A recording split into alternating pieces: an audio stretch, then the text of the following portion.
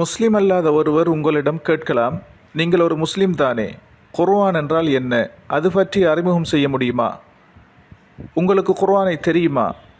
உங்கள் தூதர் முஹம்மது நபி ஸல்லல்லாஹு அலைஹி வஸல்லம் அவர்கள் மீது அருளப்பெற்ற வேதம் எது என்று கேட்கலாம். உங்கள் பதில் என்னவாக இருக்கும்? நீங்கள் தெரியாது என்று சொல்வீர்களா? அப்படியாயின் முதலில் நீர் இந்த குர்ஆனை கற்று பின்னர் எனக்கு சொல் என்றல்லவா அவர் கூறுவார். இந்த திருமறை அல் குர்ஆன் என்பது இறுதி வேதமாக அல்லாஹ் தெரிவு செய்த வேதம். முந்தைய வேதங்களை உண்மைப்படுத்தும் விதமாகவும் நபி ஸல்லல்லாஹு அலைஹி வஸல்லம் அவர்கள் இறை தூதர் என்பதை நிரூபிக்கும் அற்புதமாகவும் அல்லாஹு தஆலா இவ்வேதத்தை அருளியுள்ளான். இப்போது வினா தொடுத்தவரை பார்த்து சொல்லுங்கள், ஆம் எனக்கு தெரியும், அமருங்கள், அது பற்றி நான் விளக்குகிறேன். முதலில் குர்ஆன் என்பது அல்லாஹ்வின் பேச்சு என்று கூற வேண்டும்.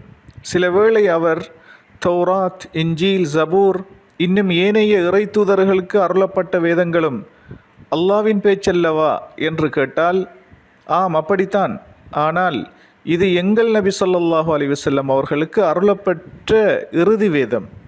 தௌராத் மூசா அலைஹிஸ்ஸலாம் அவர்களுக்கும், இன்ஜீல் ஈசா அலைஹிஸ்ஸலாம் அவர்களுக்கும், ஜபூர் தாவூத் அலைஹிஸ்ஸலாம் அவர்களுக்கும் அருளப்பட்டது.